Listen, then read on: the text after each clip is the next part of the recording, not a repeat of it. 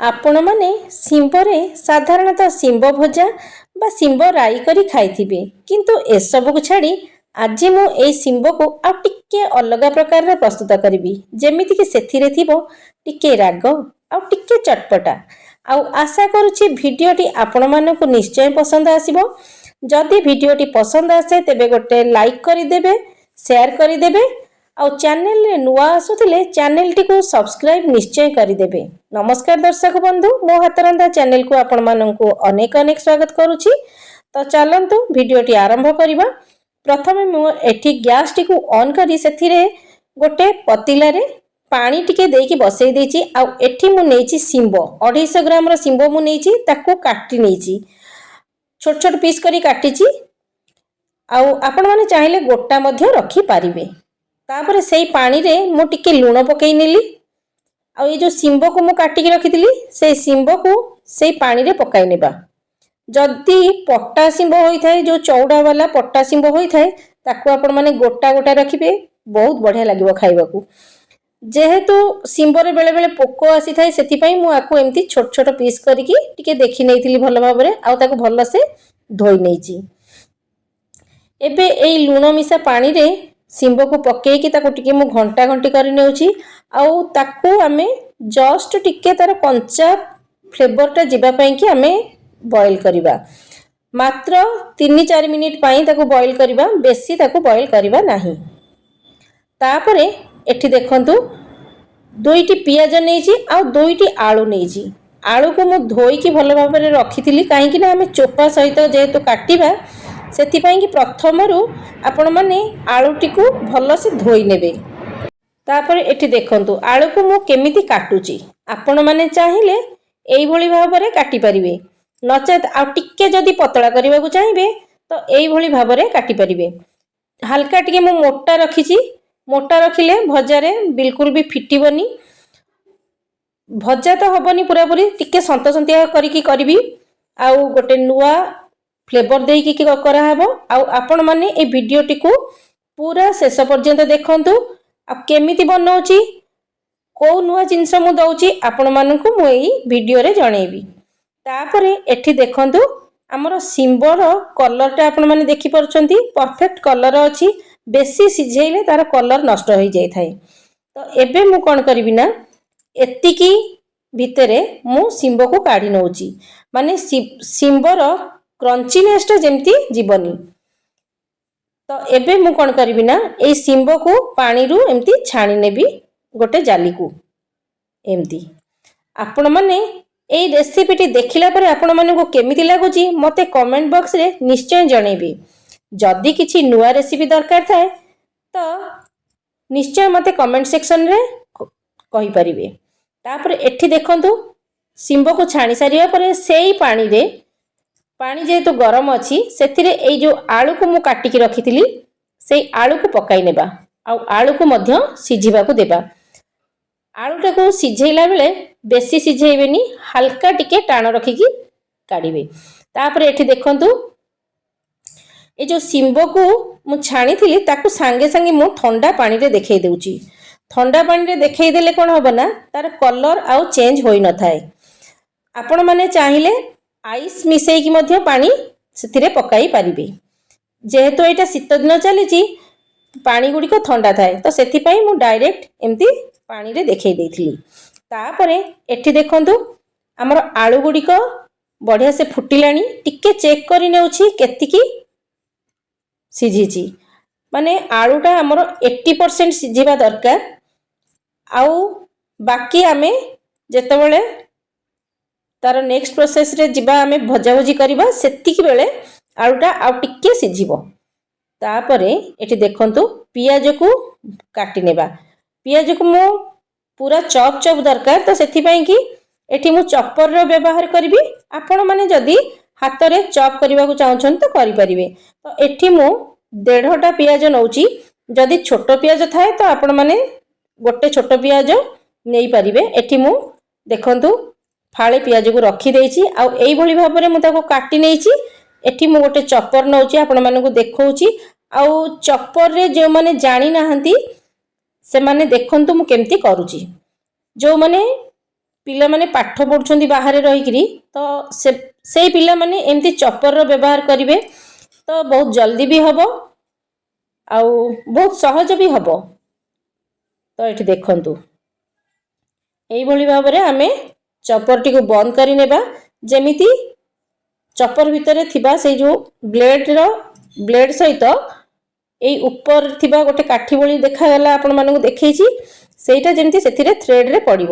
ତାପରେ ତାକୁ ପିଆଜକୁ ଦେଇ ସାରିବା ପରେ এইଭଳି ଭାବରେ ଆମେ ଚପ୍ କରିନେବା। ଆଉ ଆପଣମାନଙ୍କୁ ଦେଖାଇବି କେତେ ସୁନ୍ଦର ଚପ୍ ହୋଇଛି ଆମର ପିଆଜ ଗୁଡ଼ିକ। ଆପଣ ସେଥିରେ କଞ୍ଚା ଲଙ୍କା ମଧ୍ୟ ଚପ୍ କରିପାରିବେ, ଅଦା ଚପ୍ କରିପାରିବେ, ରସୁଣ ଚପ୍ କରିପାରିବେ, ଟମାଟୋ ବି ଦରକାର ପଡ଼ିଲେ ଆପଣ ଚପ୍ କରିକି ଦେଇପାରିବେ। ତ ବହୁତ ଇଜି ହୋଇଗଲାଣି। ଏବେ ଆପଣମାନେ ଚାହିଁଲେ এইଭଳି ଭାବରେ ଚପର କିଣିକି ବ୍ୟବହାର କରିପାରିବେ। ତ ଏଠି ଦେଖନ୍ତୁ କେତେ ସୁନ୍ଦର ଭାବରେ ହେଇଛି ଆପଣମାନଙ୍କୁ ମୁଁ ଦେଖଉଛି ହାତରେ।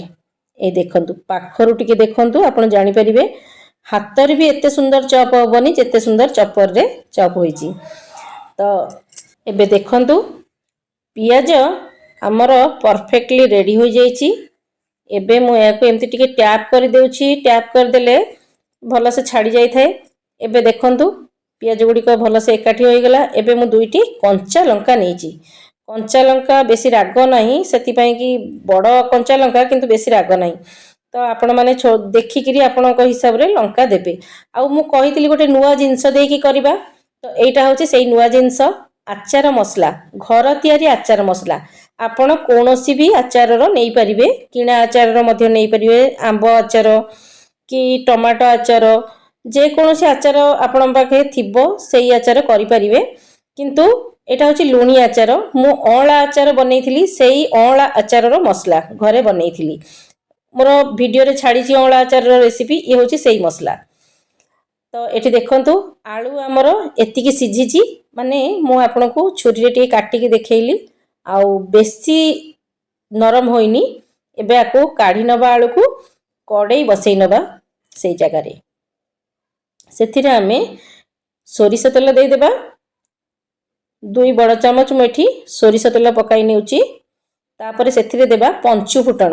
ପଞ୍ଚୁ ଫୁଟଣ ତ ଆପଣମାନେ ଜାଣିଥିବେ, ପାନମଧୁରୀ, ସୋରିଷ, କଳା ଜିରା, ଜିରା ସବୁ ମିଶିକିରି ଆମର ପଞ୍ଚୁ ଫୁଟଣ ହୋଇଥାଏ। ମେଥି ମଧ୍ୟ ମିଶିଥାଏ। ସେ ପଞ୍ଚୁ ଫୁଟଣଟା ଦେଲେ କ'ଣ ହେବ ନା ବହୁତ ବଢ଼ିଆ ଫ୍ଲେଭର ଆସିବ ଆଉ ବାସ୍ନା ବି ବହୁତ ବଢ଼ିଆ ଆସିବ। ତାପରେ ଏଇ ଯେଉଁ ପିଆଜକୁ ମୁଁ ଚପ୍ କରି ରଖିଥିଲି ତାକୁ ସେଥିରେ ପକାଇ ନେଉଛି। ପକେଇକି ତାକୁ ଭଲ ଭାବରେ ଏପଟ ସେପଟ କରିକି ଭାଜି ନେବା ଟିକେ ସମୟ। ତାପରେ ଫ୍ରେଣ୍ଡସ୍ ଆପଣମାନଙ୍କୁ ଏଇଠି ଗୋଟେ କଥା କହି ରଖୁଛି ଯେ ମୋର ଭିଡ଼ିଓ ଛାଡ଼ିବାରେ ଟିକେ ଲେଟ୍ ହୋଇଛି କାହିଁକିନା ମୋର ସାନ ଭଉଣୀର ବିବାହଘର ଠିକ୍ ହୋଇଯାଇଛି। ତ ସେଥିପାଇଁ କି ମୁଁ ତାର ନିର୍ବନ୍ଧରେ ଚାଲି ଯାଇଥିଲି ଭୁବନେଶ୍ୱରରେ। ସେଥିପାଇଁ ମୁଁ ଭିଡ଼ିଓ ଟିକେ ଲେଟ୍ କରି ଛାଡ଼ିଛି। ଆପଣମାନେ ମୋର ଆଉ ଗୋଟେ ଚ୍ୟାନେଲରେ ପାଇପାରିବେ।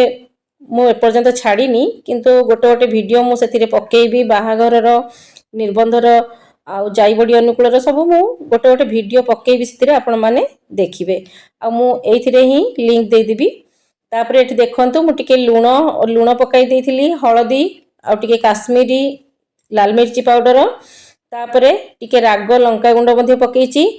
ଆଉ ଲଙ୍କା ଯେଉଁ ଚପ୍ କରି ରଖିଥିଲି ତାକୁ ପକାଇ ନେଇଥିଲି ଆଉ ଟିକେ ଟିକେ ଭାଜି ସାରିବା ପରେ ଏବେ ମୁଁ ସେଥିରେ ଅଁଳା ଆଚାର ଯେଉଁ ମସଲାଟାକୁ ପକାଇ ନେଉଛି। ସେଇ ଆଚାରକୁ ଏମିତି ମସଲା କଷିଲା ଭଳି ସେଥିରେ ଆମେ କଷି ନେବା। ଏଇ ଦେଖନ୍ତୁ ଆଉ ଆଗକୁ ମଧ୍ୟ ବାହାଘର ଅଛି ମାର୍ଚ୍ଚ 13ରେ ଯେହେତୁ, ତ ସେଥିପାଇଁ ମୋତେ ପୁଣି ଥରେ ଭୁବନେଶ୍ୱର ଯିବାକୁ ପଡ଼ିବ। ତ ସେଥିପାଇଁ କି ସେତେବେଳକୁ ମଧ୍ୟ ଭିଡ଼ିଓ ଛାଡ଼ିବାରେ ଟିକେ ଲେଟ୍ ହୋଇପାରେ। ଆଉ ଆପଣମାନେ ଟିକେ ଆଡ଼ଜଷ୍ଟ କରିନେବେ।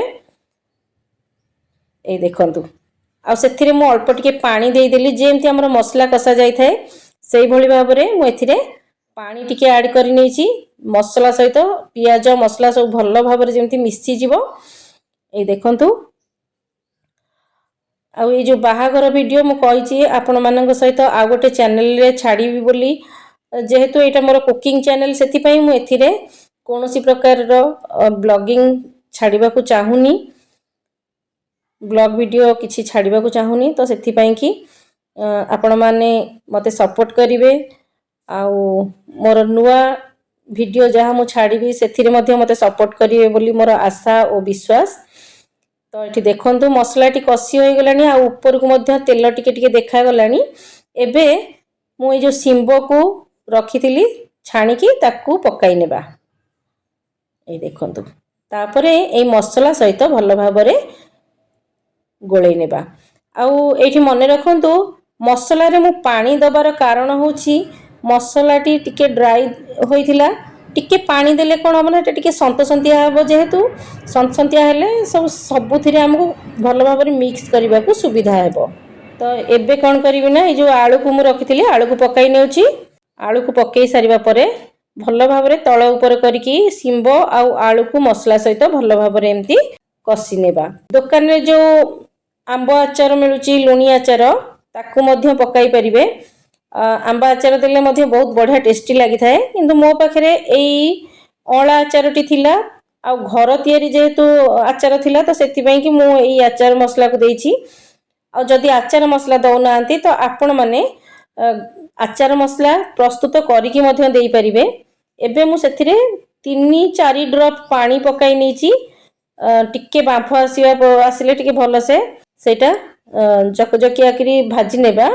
एटी देखंतु एमती टिके तळ ऊपर करि नेबा। 3-4 थर खंडे मु एमती ताको घोड़ेई घोड़ेई भाजी थिली।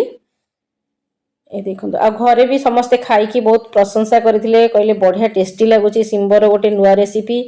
एटा एमती रुटी संगे मध्य खाइबा को भल लागिवो पूरी परोटा सहित भल लागिवो भात सहित भल लागिला खाइबा पई मु तो भात पई करिथिली आउ भात रुटी मिसेई खाइथिलु बहुत भल लागिथिला। एठी देखंतु हमर भजाटी पूरा रेडी हो जाइछि जेतिकी परिमाण रे सिझी थिला पुणी आउ थरे ताको बसैला परे से बहुत बढ़िया से सिझी जाइछि। एठी देखि पारुछंती एमती हमर सिंबो आलूर ए रेसिपीटी को आपण माने बनांतु खांतु आ समस्ती को घरे खुआंतु। एबे मु सर्व करिके देखाउछि एमती गोटे प्लेट रे बाढ़ी नबा। आउ एठी देखंतु हमर सिंबो आलू रे एई आचार मसला दिया सिंबो आलू आपण माने निहाती भाबरे बनांतु आउ केमिति लागिला मते कमेंट निश्चय करंतु। तो फ्रेंड्स देखा हबो मोर आउ गोटे एपिसोड रे आउ गोटे नुआ रेसिपी सहित। रहुछि नमस्कार जय जगन्नाथ।